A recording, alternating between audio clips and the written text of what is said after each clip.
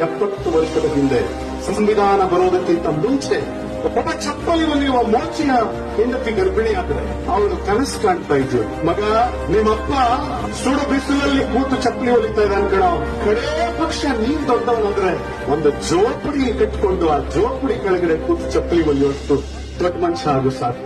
ಅದಕ್ಕಿಂತ ದೊಡ್ಡ ಕನಸು ಕಾಣುವ ಹಕ್ಕು ಅವಳಿಗಿರಲಿಲ್ಲ.